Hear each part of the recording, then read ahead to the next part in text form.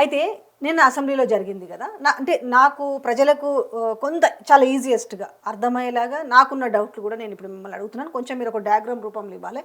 ఒక లిఫ్ట్తో అయిపోయే పని తుమ్మిడిహేటి దగ్గర కట్టేసి ఒక లిఫ్ట్ తోటి అయిపోయే పనికి అనవసరంగా 3 లిఫ్టులు పెట్టి, లిఫ్ట్లు కేవలం కమిషన్ కోసమే పెట్టిరన్న నిజంగా తుమ్మిడిహేటి దగ్గర కట్టి ఒక లిఫ్ట్ తోటి సాధ్యమయ్యే పనేనా? ఒక్కసారి మీరు అంటే తుమ్మిడిహేటి దగ్గర సాధ్యం కాకపోతే అంటే ఆల్రెడీ మీరు ఓపికతో ఉండాలి, ఎందుకంటే డయాగ్రామ్ కాబట్టి. ఫస్ట్ ఏంటంటే ఇది ఇది తుమ్మిడిహెట్టి అమ్మ, ఇది టిహెచ్ అని పెడదాం. తుమ్మిడిహెట్టి. ఈ తుమ్మిడిహెట్టి దగ్గర ఇట్లా బ్యారేజ్ కట్టాలంటే దేని మీద కట్టాలి? ఇటు వేణుగంగ, డబ్ల్యూజీ అని పెడతా. వేణుగంగ నది ఇది. ఇది ఎక్కడి నుంచి వస్తుంది? మధ్యప్రదేశ్, మహారాష్ట్ర మీకెళ్ళి వస్తుంది. ఇది వచ్చేసి ఇది వార్దా, డబ్ల్యూ పెడతా. వార్దా, వేణుగంగ, ఈ రెండింటి మీద బ్యారేజ్ కట్టాలి. ఇక్కడ బ్యారేజ్ సాధ్యం కాలేదు, ఎందుకంటే ఇదంతా కూడా చాపరాల్. చాపరాల్ అనేది వన్యముగ సంరక్షణ కేంద్రం. అదంతా చాలా పెద్దది. అయితే ఇక్కడ ఈ నదిని ఆనుకొని ఉంటుంది, ఈ నదిని ఆనుకొని ఉంటుంది. ఈ రెండు కలిసినాక ప్రాణహిత. ఈ రెండు కలిసినాక ఇది ప్రాణహిత. అయితే ఇక్కడ మనము మా రాజశేఖర రెడ్డి గారు ప్రతిపాదన పెట్టిన బ్యారేజ్ దాని హైట్ ఎంత అంటే +152 మీటర్స్.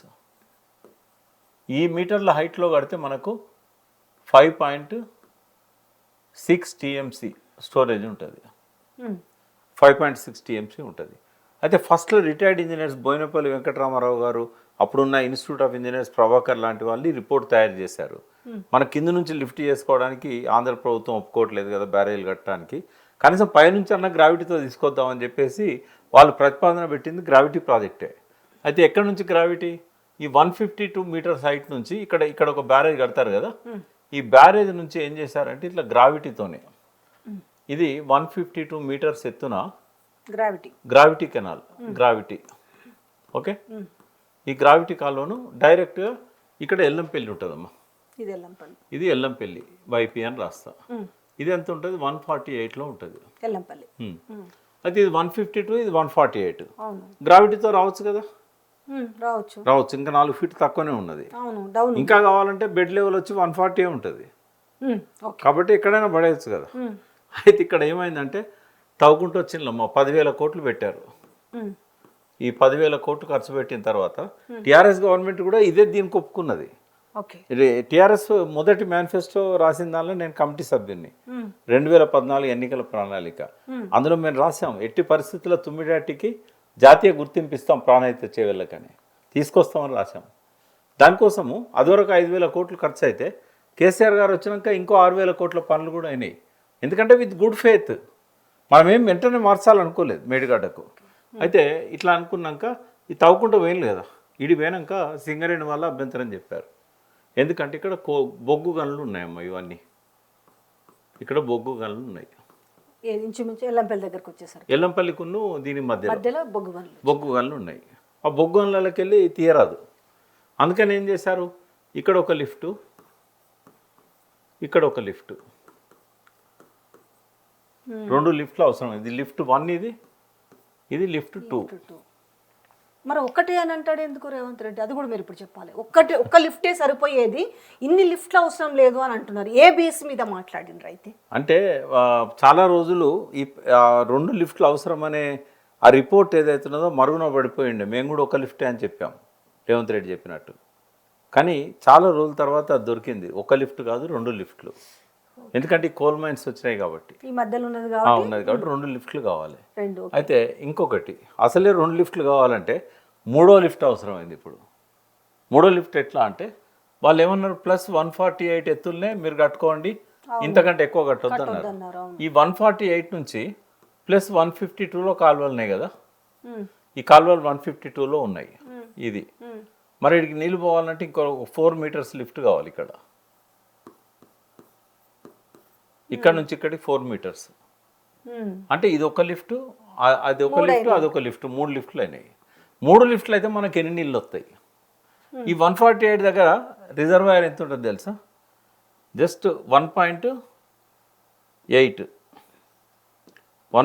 టీఎంసీ. ఇక్కడనేమో 5.6 టీఎంసీ. 152 దగ్గర 152 దగ్గర 148 దగ్గర 1.8 అంటే తగ్గుతుంది కదా, తగ్గుతుంది. అవును. తగ్గుతుంది.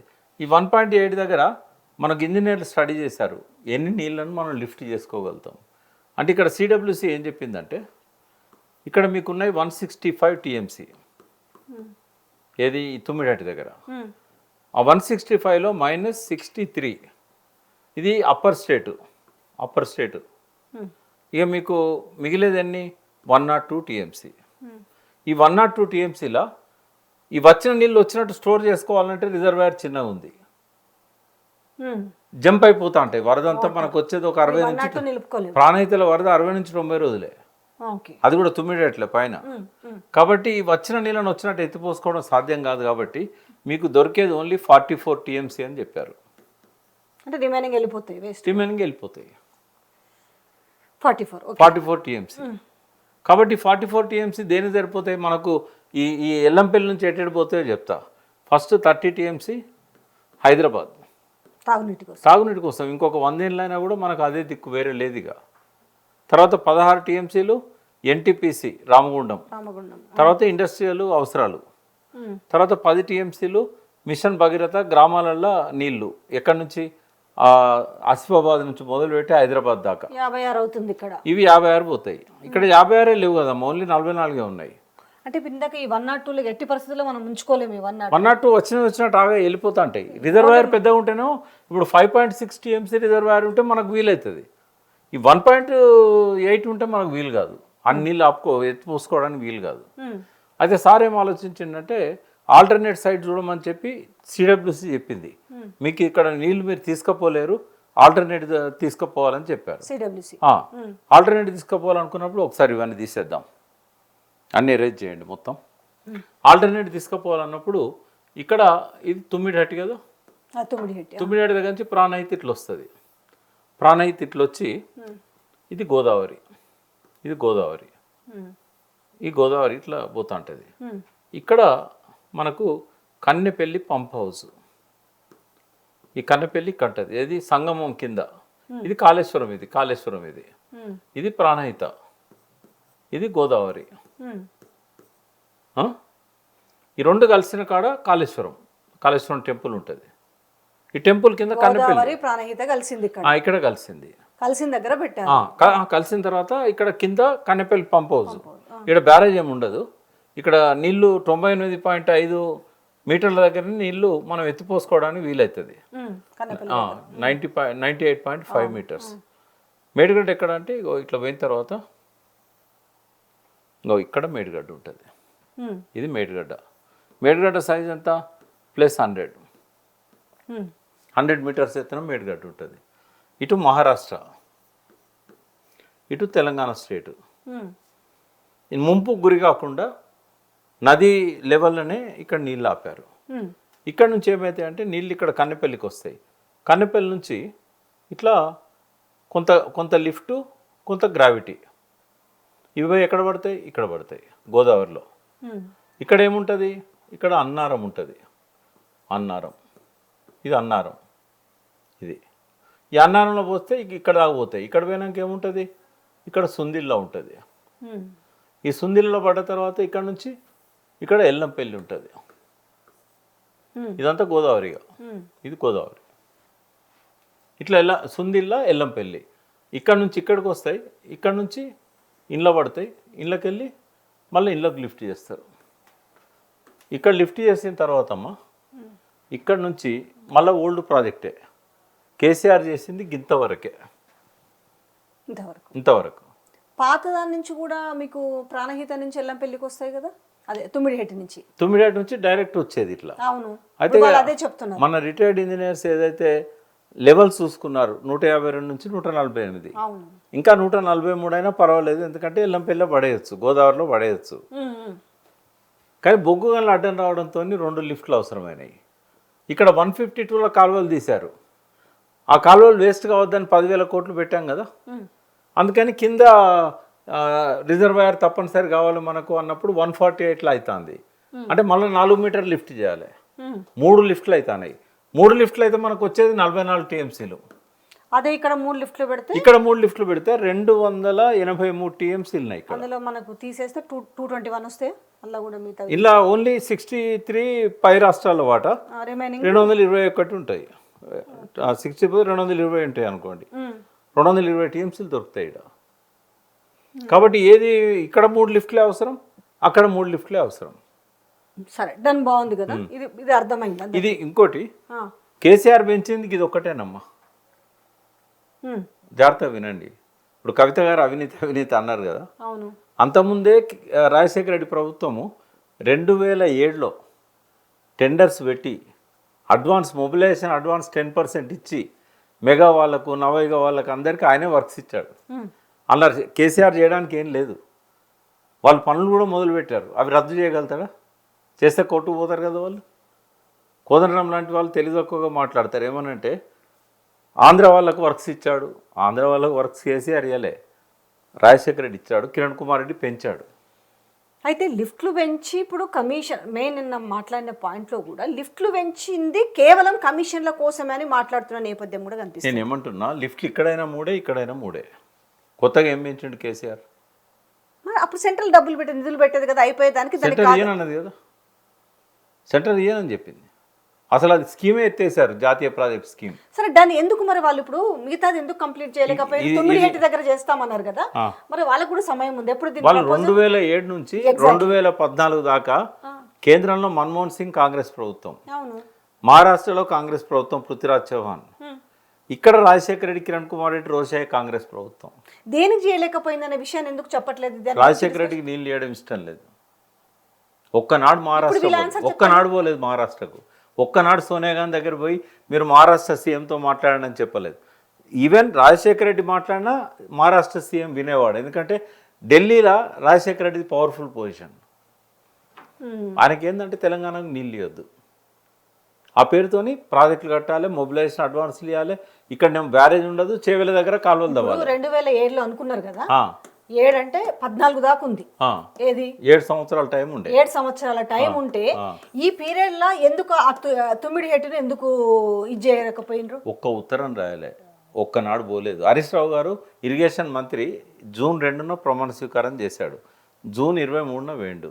కేసీఆర్ గారు మొదటి బర్త్డే అక్కడ పోయి జరుపుకున్నాడు.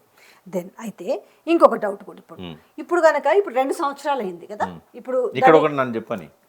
ఇప్పుడు ఈ 3 బ్యారేజీలు ఉన్నాయి కదా, చాలా మంది రేవంత్ రెడ్డి ఏమంటారు, 1,00,000 కోట్లు గంగలో కలిసినాయి అంటారు. అవును, ఇప్పుడు ఇక్కడ ఇది మేడిగడ్డ, అవును, ఇది కన్నెపల్లి, కన్నెపల్లి నుంచి పంపింగ్ చేస్తారు ఎక్కడికి, అన్నారంకి, అన్నారం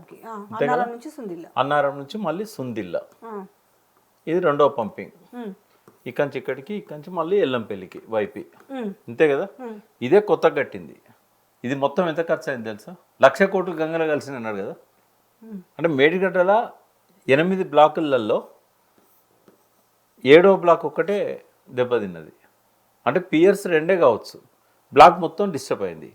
దీనికి అయినా ఖర్చు ఎంత తెలుసా? ఈ బ్లాక్ మొత్తం 250 కోట్లు. ఈయన 1,00,000 కోట్లు 1,00,000 కోట్లు అని చెప్తున్నాడు కదా. మేడిగడ్డ పియర్ కుంగడం వల్ల అయిన ఖర్చు నష్టము 250 కోట్లు. ఇది కూడా 2025 దాకా ఎల్ఎన్టీకి మెయింటెనెన్స్ బాధ్యత ఉన్నది, వాళ్ళే పే చేస్తామన్నారు. రేవంత్ రెడ్డి ఒక మాట చెప్తే ఇప్పుడు పే చేస్తారు, కట్టండి మీరు, దాన్ని ఇప్పి మళ్ళీ కట్టండి అంటే కట్టేస్తారు. 4 monthsలో కట్టేస్తారు. పోనీ అవకాశం ఇచ్చి చూడొచ్చు కదా, అప్పుడు కూడా ఇది కాకపోతే పనికిరాదు అనేది అప్పుడు చెప్పొచ్చు కదా. లేదు, ఆయనకు తెలంగాణ మీద ఇంట్రెస్ట్ లేదు కదా, గోదావరి డెల్టా పోవాలి కదా నీళ్ళు. కానీ ఇప్పుడు ప్రజలు నమ్మిస్తున్నారు కదా ఏదో జరిగిందని. నేను ఏమంటున్నామ్మా, మేడిగడ్డ నేనైతే పేల్చిననే అనుకుంటున్నా. అంటే 1% కాదు, 2% కాదు, 1000% మేడిగడ్డను పేల్చినని నేను అనుకుంటున్నా. ఆధారాలు కూడా నేను పేపర్లలో ఇచ్చిన పేల్చినని చెప్పడానికి. మేడిగడ్డ ఎవరికి అవసరం? మేడిగడ్డ దగ్గర నీళ్ళు ఆపుకుంటే తెలంగాణకు అవసరం, మేడిగడ్డ ధ్వంసం అయితే గోదావరి డెల్టాకు అవసరం. మనోళ్ళు చాలామంది ఏమంటారంటే తెలంగాణ వాళ్ళు సరిగా అర్థం చేసుకోకుండా బనకచెర్ల కోసం కాదు. 2019లో ఎప్పుడైతే నవంబర్లో మేడిగడ్డ గేట్లు వేశారో ఆనాటి నుంచి 2023 అక్టోబర్ 21 నాడు మేడిగడ్డ గేట్లన్నీ తీసేదాకా అది కుంగిపోయి తన్లాడింది గోదావరి డెల్టా. గోదావరి డెల్టాలో మేడిగడ్డ దగ్గర నీళ్ళు ఆపుకుంటే నాట్లకు నీళ్లు ఉండేవి మొదటి పంటకు. ఏది వర్షాకాల పంట అంటాం కదా. ఎవరికి? గోదావరి ఉభయ గోదావరి జిల్లాలో ఎందుకంటే ఇక్కడ గేట్లు వేస్తారు 13 లక్షల ఎకరాలకు నాట్లకు నీళ్లు ఉండేవి. ఎందుకంటే వరద వచ్చేదే ప్రాణహిత నుంచి, కొంత ఇంద్రావతి నుంచి వస్తుంది, కానీ దేవాదుల దగ్గర మనం లిఫ్ట్ చేసుకుంటాం. ఇంకా రేపు సీతారామ ప్రాజెక్ట్ స్టార్ట్ అయితే ఖమ్మం జిల్లాకు కూడా అక్కడి నుంచి ఎత్తుకుంటాం మనం. వాళ్ళకి ఉండకూడదు. అందుకే 57 ఏళ్ళు సమైక్య రాష్ట్రంలో 500 కిలోమీటర్లు గోదావరి మీద ఒక్క బ్యారేజ్ కానీ చెక్ డ్యామ్ కానీ లేకుండా చేశారు. అన్ని నీళ్లు పోతూ ఉంటే. అయితే ఇప్పుడు ఏంటంటే ఉభయ గోదావరి జిల్లాల్లో ఎవరికి ఎక్కువ సీట్లు వస్తే వాళ్ళు ముఖ్యమంత్రి. చంద్రబాబు నాయుడుకి వచ్చినాయి. ఆ రైతుల ఇంట్రెస్ట్ కోసం ఏం చేశాడు, సరే మేడిగడ్డను ఎవరు పేల్చిండ్రు అనేది నేను చెప్పాను, కానీ పేల్చారు.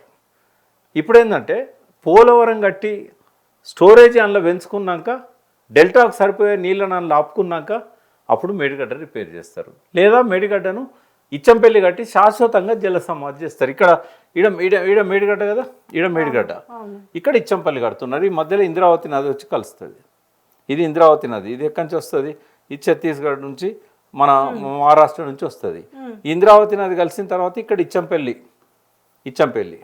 ఇది కట్టద్దని మనం అన్నాం. ఎందుకన్నాం అంటే ఇక్కడ నుంచి నాగార్జున సాగర్కు నీళ్ళని తీసుకుపోదాం అని చెప్పి నాగార్జున సాగర్ ఇచ్చంపల్లి నుంచి గోదావరి నీళ్ళని తీసుకుపోయి ఇక్కడ నుంచి బనకచెర్ల నుంచి కావేరి, అంటే మధ్యలో ఇక చాలా ఉంటాయి.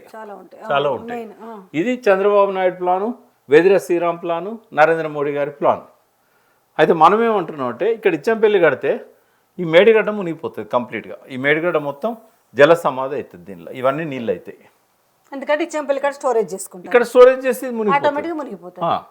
ఏం చేసైనా మేడిగడ్డను ధ్వంసం చేయాలి. ఇది వాళ్ళ కార్యక్రమం. సరే, మీరు ఒక మాట ఇంకోటి 3 బ్యారేజీలకైనా ఖర్చు ఎంతో తెలుసా? ఒక పియర్ మునిగిపోయింది 250 కోట్లు. మొత్తము జిఎస్టీ తీసేస్తే 7,000 కోట్లు. ఏది 3 బ్యారేజీల ఖర్చు. కేసీఆర్ అదనంగా చేసింది ఏంటి? ఇదే. రాజశేఖర రెడ్డి ఉన్న ఈ పెరిగిన కాస్ట్ అంతా కలిపితే 2 లక్షల కోట్లే. ఇది ఇప్పుడు కవిత గారికి నా సమాధానం ఏంటంటే కాళేశ్వరంలో అవినీతి జరగలేదు. ఇప్పుడు ఈ 660 పేజీలలో అసలు అవినీతి జరిగింది అనేది ఉందా అందులో? ఒకసారి ఇది రేరేజ్ చేయండి. ఒక్క ముక్క లేదు. కాళేశ్వరము మీద 3 నేను చూశాను. రాత్రి అంతా 4 అయిందమ్మా తెల్లారంగా. మొత్తం చదివాను. ఎందుకంటే నా పేరే లేదు కదా అలా. నేను పోయినా ఒక్కసారి కాదు 3 సార్లు పోయినా. పేరు లేదు అసలు. నేను మాట్లాడింది లేదు. ఆయనకి ఏది కావాలనో అది తీసుకున్నాడు. ఏరుకుంటాం కదా ఏది కావాలనో. ఆయన కలుపు మొక్కలు నేర్చుకున్నాడు. వరినంతా ధ్వంసం చేసి కలుపు నేర్చుకున్నాడు ఆయన. సరే ఏదన్నా కానీ ఇక్కడ మనం ఏంటంటే కాళేశ్వరంలో ఈ అవినీతి మీద కొంచెం మాట్లాడదాం. అదే నేను అనేది. ఫస్ట్ ఏంటంటే ఇది కొంచెం స్టోరీ చెప్తా. వైఎస్ఆర్ అన్నప్పుడు 12,60,60,000 ఎకరాలకే ఫస్ట్ చేవెళ్ళ అంటే ప్రాణహిత ప్రాజెక్టు. ఇది ఓన్లీ ప్రాణహిత ప్రాజెక్టు. ఇది ఎప్పుడు 2007. సబితా ఇంద్రారెడ్డి గారు రాజశేఖర రెడ్డి గారికి బాగా క్లోజ్గా ఉండేది. అక్కడ చెల్లెమ్మ అని అనేవాడు మినిస్టర్ కూడా ఉండేది. ఆమె వేరే రిక్వెస్ట్ చేసింది, మీరు ఇక్కడ హైదరాబాద్ దాకా నీళ్ళు తీసుకొస్తాను, మాకు వేరే ప్రాజెక్టులు లేవు, మాకు నీళ్ళు లేవు, మా రంగారెడ్డి జిల్లాకు కూడా తీసుకొస్తే బాగుంటుంది, మా చేవేళ్ళకు కూడా తీసుకొస్తే బాగుంటుంది అంటే దీనికి ఏం చేశాడు?